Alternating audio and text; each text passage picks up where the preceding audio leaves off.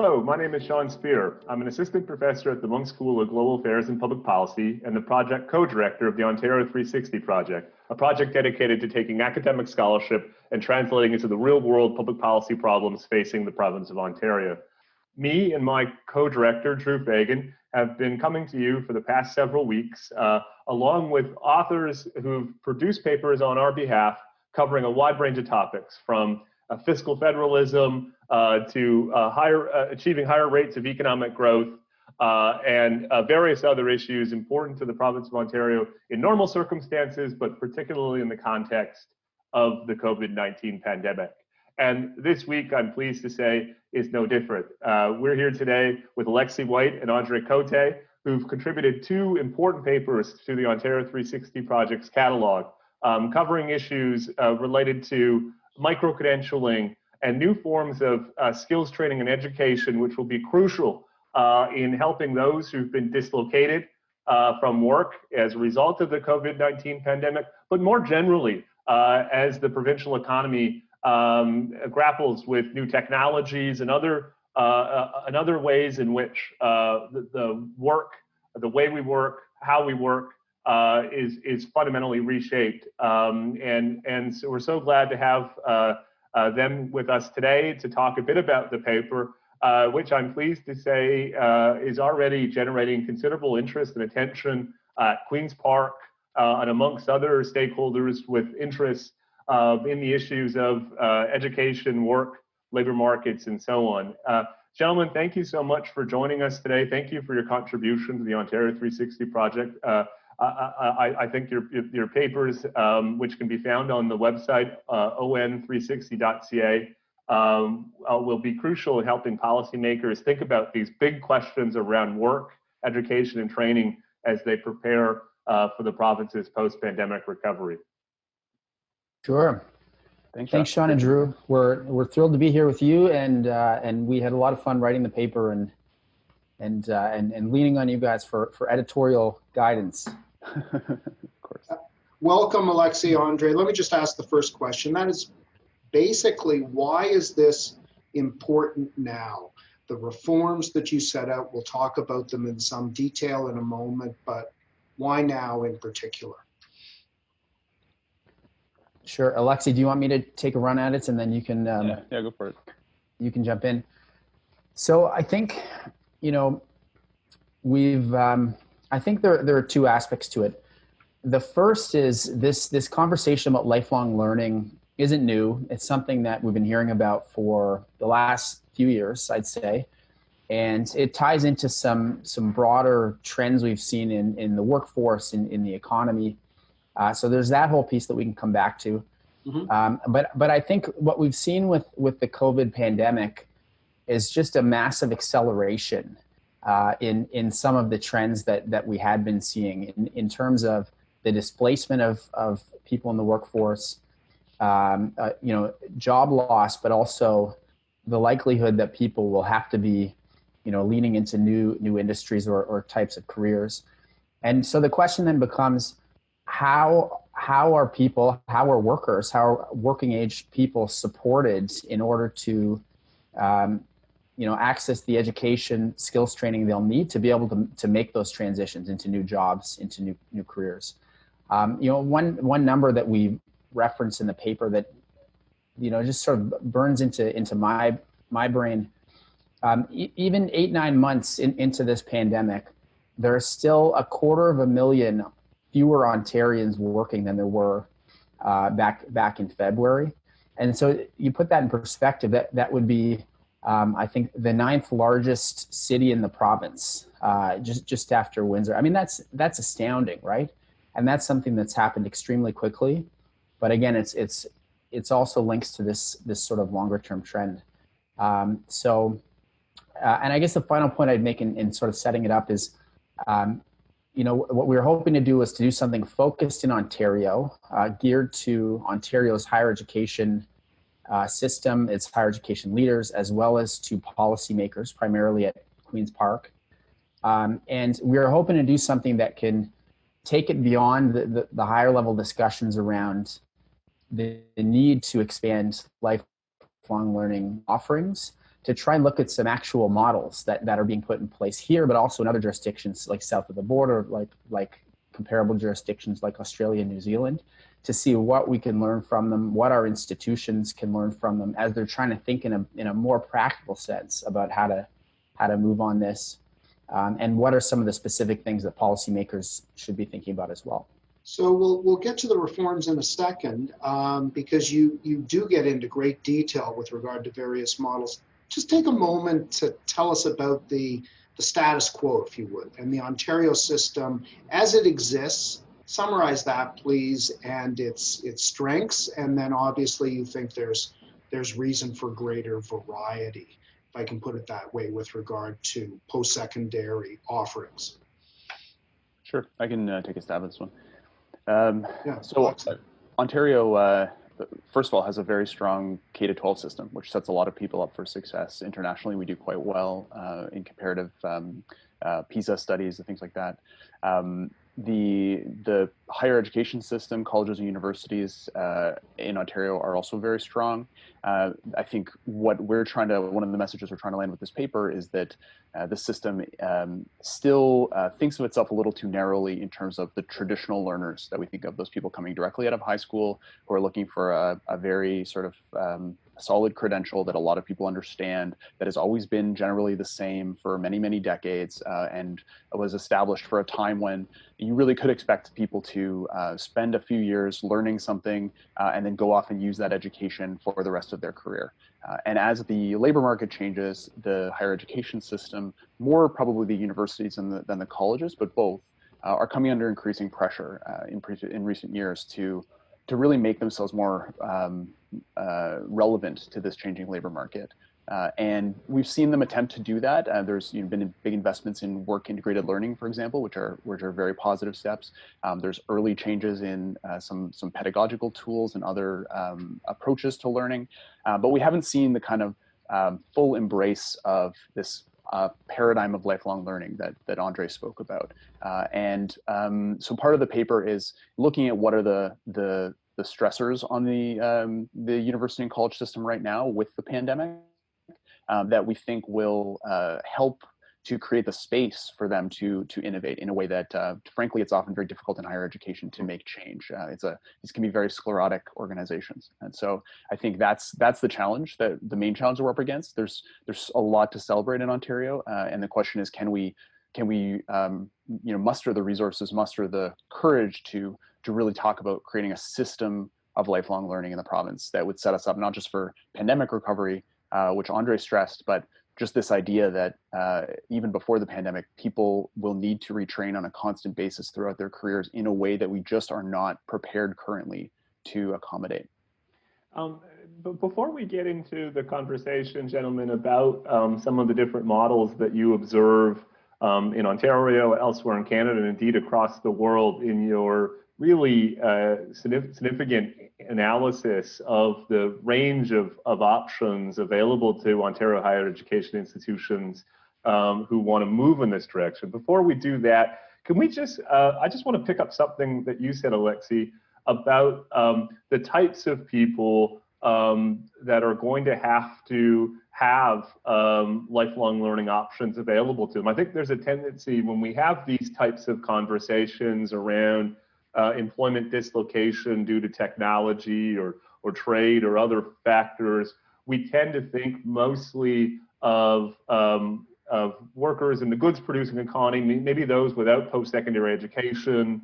And so our tendency is to focus on training through programs like provincial social assistance, or some of the more career-oriented skills training programs that the Ministry of Labor, Skills and Development provide. But I think one of the interesting insights from your analysis is this new conception of lifelong learning isn't limited to people without post-secondary qualifications. It really must be the orientation of government policy for all working age Ontarians. Can you just talk a bit about the type of people who are falling through the cracks of our current model of career skills training, and why there's a need or an opportunity for post-secondary institutions, including universities and colleges, to step up and address the lifelong learning needs of those Ontarians who are currently going rather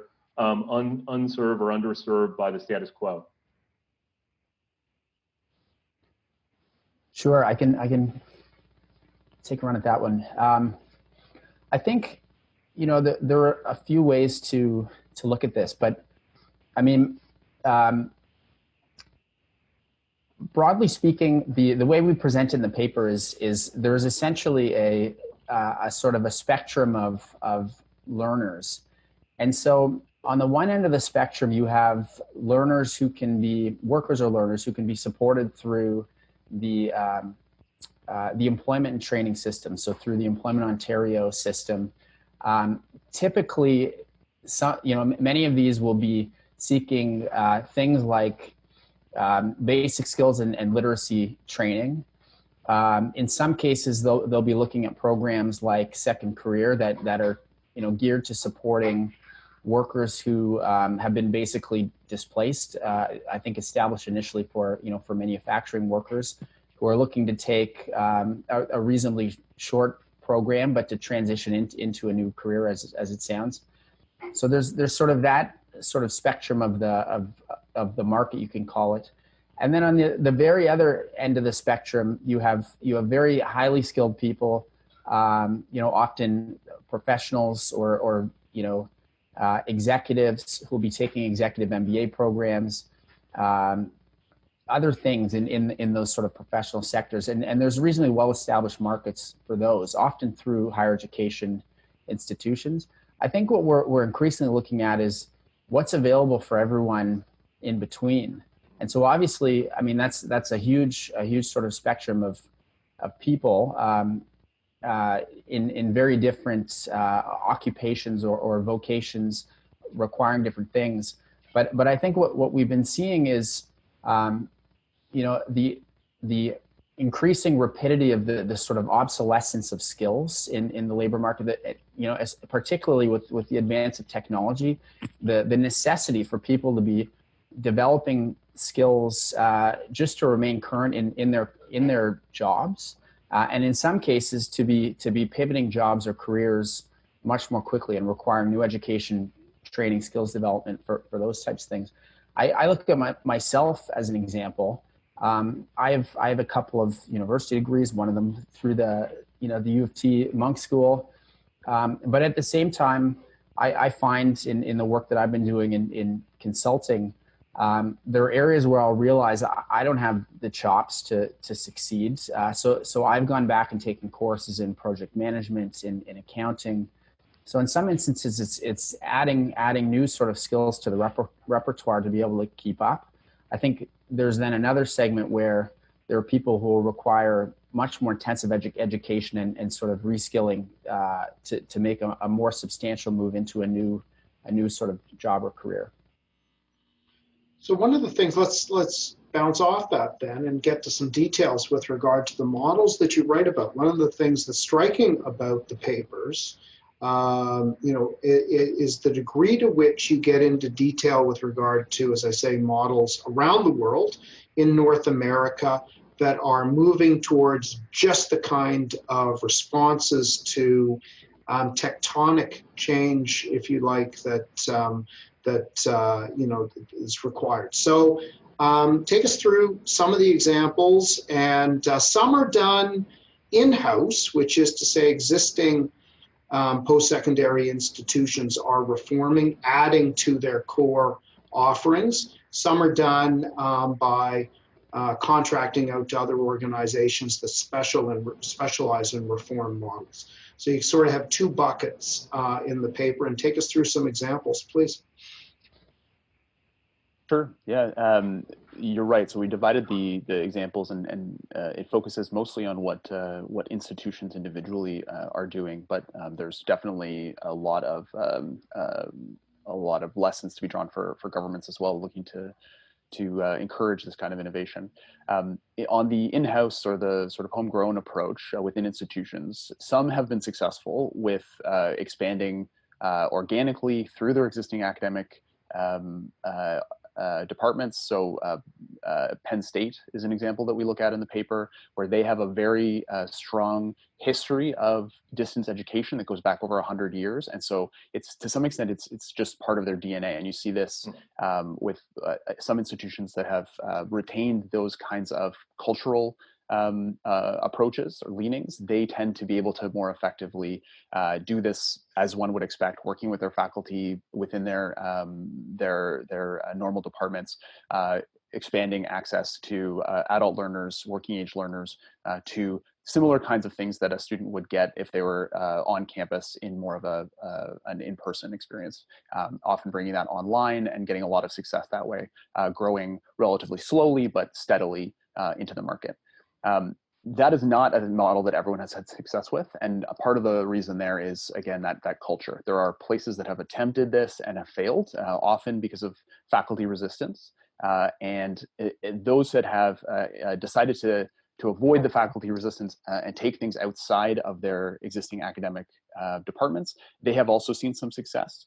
So one of the models that we look at is creating spin-off corporations, for example, where you can create a nonprofit or even a for-profit subsidiary of your nonprofit institution that is much more agile, that can hire additional instructors, that can reach out and partner with industry in your area. It just opens a lot of agility, options for agility that the structures of a higher education institution, particularly universities, just aren't necessarily cut out for if they don't have the right kind of culture. So the other option that we looked at, for example, in-house, is these schools of continuing education, which many universities in Ontario have very good schools of continuing education. We looked specifically at the Chang School at Ryerson, which is probably the largest, and they've done incredibly well.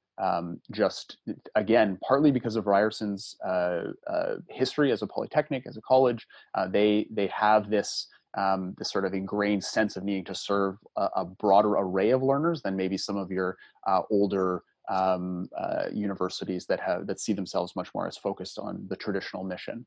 So a lot of different options if you want to take it internally. The other side of the coin, as you said, Drew, these external partnerships are a great option. And again, none of these are mutually exclusive. You can do things internally and reach out to partners. But we looked at partnerships with online program managers, which is a for-profit industry that has grown exponentially in the last few years, specifically in the US, but it's coming to Canada in a big way. And these are companies that help higher education institutions expand their online offerings very quickly through contracts where the institution normally signs over a portion of tuition revenue in exchange for the private corporation helping them to scale up quickly. Another option for partnership is between institutions forming consortia, which we've seen work in other jurisdictions like Australia. And a third example would be somewhere like Arizona State, which has had a huge explosion into the world of working with big corporations in the US, like Starbucks, for example. And they have been incredibly successful. A very large portion of their online learners are Starbucks employees because of these bespoke deals that they make with corporations. We just don't see that in Canada to the same extent. So a lot of different options. That's true. Now, you mentioned Ryerson and the School of Continuing Studies there, which size, scope, capacity. You mentioned a few other Ontario institutions as moving forward. Maybe you want to cite a couple of others. I remember you write about Ontario Tech a little bit, for example, as one, and I guess it's our newest university and sort of set up in a way to be innovative. Other examples at home? Sure. Yeah. Go ahead, Andre. Well, I think Alexi, we profiled 4 of them from Ontario. So one of them was Ryerson, the Chang School. Ontario Tech is interesting. Within the last year, so they've launched Ontario Tech Talent, which is essentially a private enterprise entirely owned by the institution. And so it's still sort of taking shape, but its function is to basically build new programs in partnership with industry, and I think they've also talked about supporting some of their alumni and potentially current students with sort of labor market connected type programming. So they've sort of adopted that model. We also looked at Wilfrid Laurier, which is, I think, Alexi, the best example we've seen so far or the furthest along example of one of these OPM partnerships. So with a company called KeyPath, they launched it in, I believe, 2016.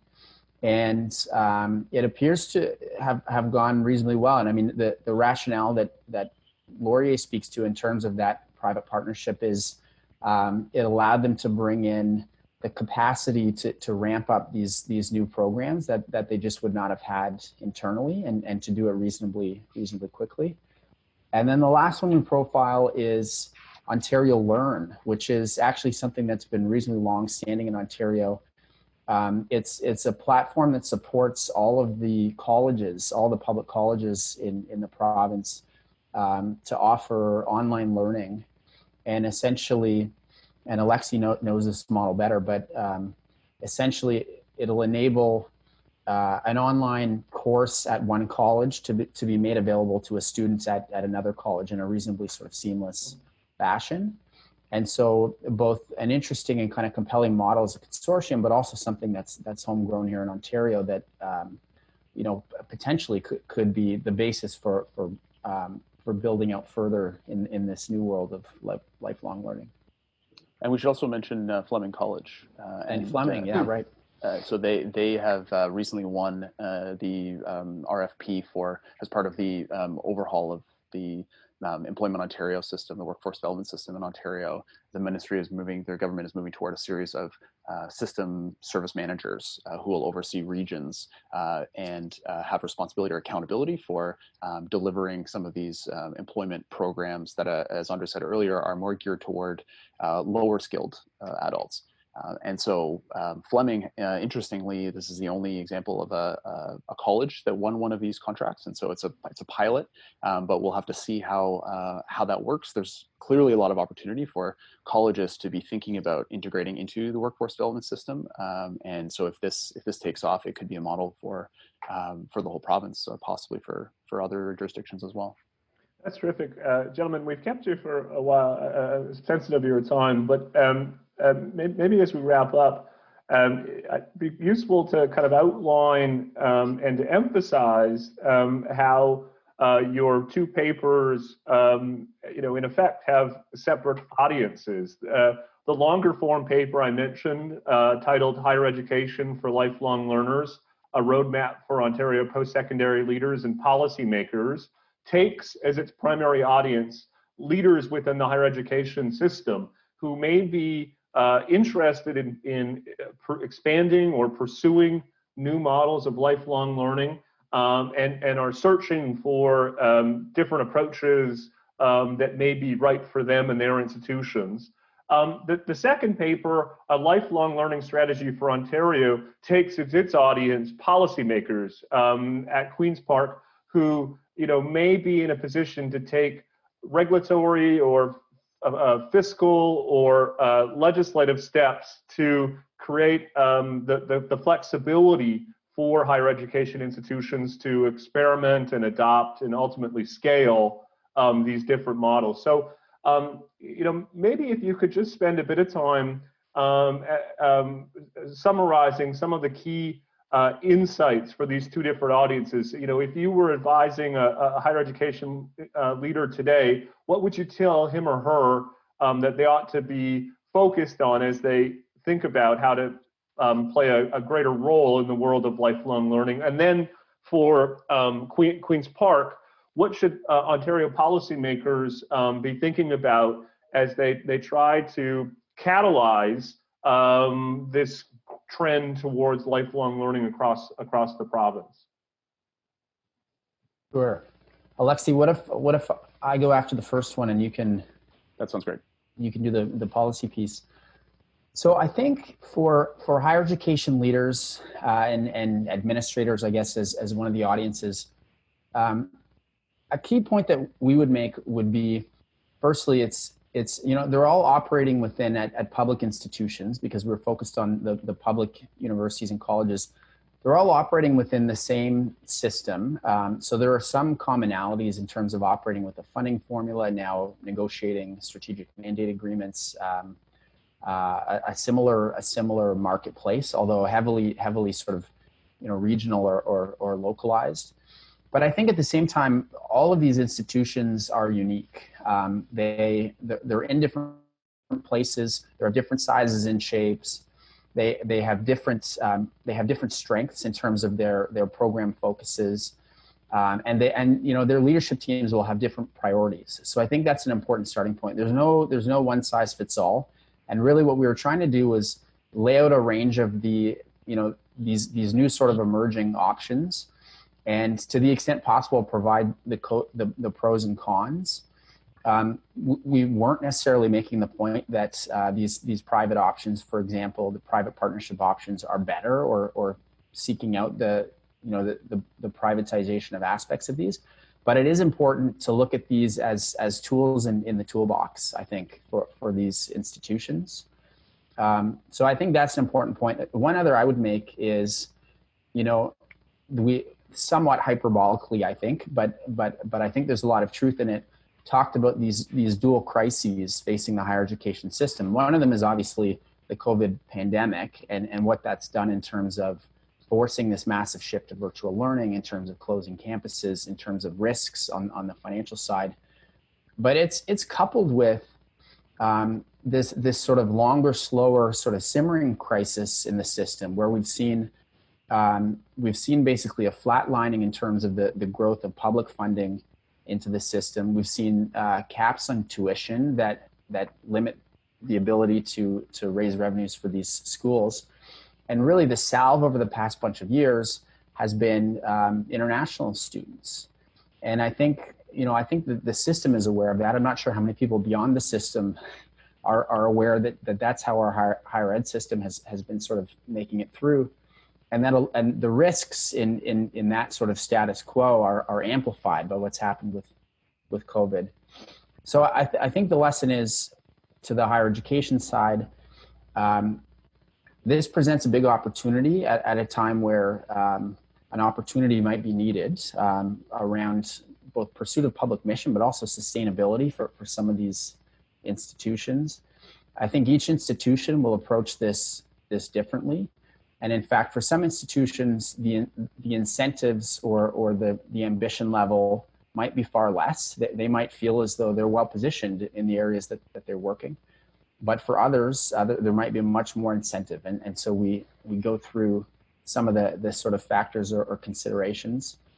And then I think in terms of getting into those models and which aspects of those models to potentially look to apply, our advice is, take a pretty hard look at your own institution and what strengths or weaknesses or potential barriers you're going to face, and what type of new program or initiative you want to launch, and choose the pieces from those models that work best from you or for you. But you have to be pretty honest with yourselves about your readiness and capacity for change, and frankly about your ambition level. And I think your culture, like Alexi said, right? Culture. Which is seems like such a profound determinant of success or failure in the paper. Alexi, do you want to just talk to Queen's Park? What can policymakers do to enable and support this growing interest and trend towards lifelong learning? Yeah, for sure. First of all, the Ontario government is already taking a number of important steps. So there is already a 3-year micro-credential strategy that the government has put in place. It just announced a few weeks back or recently a online learning strategy as well. So there are dollars associated with this. There's interest in pushing institutions. And I think what we're trying to say in the paper is that's a great foundation, a great start. I think the question is more of a level of ambition, and can we governments love a nice strategy, create a nice fund, try to create some carrots, help a few people along. But the Ministry of Colleges and Universities especially has been working for a number of years to really expand its stewardship role. And now we see is the time where they can really use some of the tools that have been created, like the strategic mandate agreements, like this shift to performance-based funding, we could see a much more cohesive, a more focused and overall strategy pushing, using a whole bunch of different levers and not just sort of a strategy over here to do this, because the only way we're really going to change the system from our perspective is to really to get at it from all these different angles. So that's kind of the context of where we're at. In terms of the specifics, we talk about a lot of the different ingredients that are going to be needed if we're going to see a real shift to a system of lifelong learning in the province. So labor market information, of course, is something that people have talked about for a long time and is improving, but could be improving faster. One of the things that is holding us back is the qualification framework that we have in Ontario not being flexible enough for new types of credentials, new programs. The system very much is built for our traditional kinds of college and university diplomas and degrees. So how do we change that at the government level? And how do we also bring in the consumer protection and quality assurance framework that's agile enough to allow institutions to quickly innovate without having to go through a very, very long government process? And then on the funding side, we talk about a little bit about this dichotomy between should we be helping students afford to take lifelong learning through sort of a demand side approach, or is it better to invest in the supply side in some of the ways the government has been doing by subsidizing the creation of new micro-credentials, for example? We come down more on the demand side in the paper, and the argument there is that there are actually quite a lot of private players in this market, and honestly, they're going to eat the lunch of the universities and colleges if the universities and colleges don't step it up.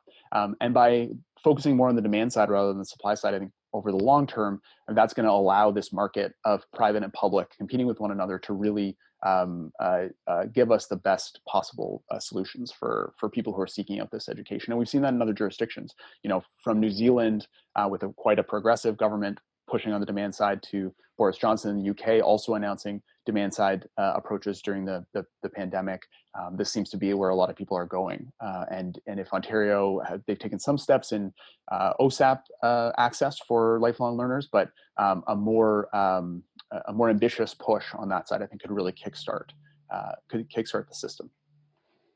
Great. Well, gentlemen, I just want to thank you again for your contribution to Ontario 360's 2020-2021 series.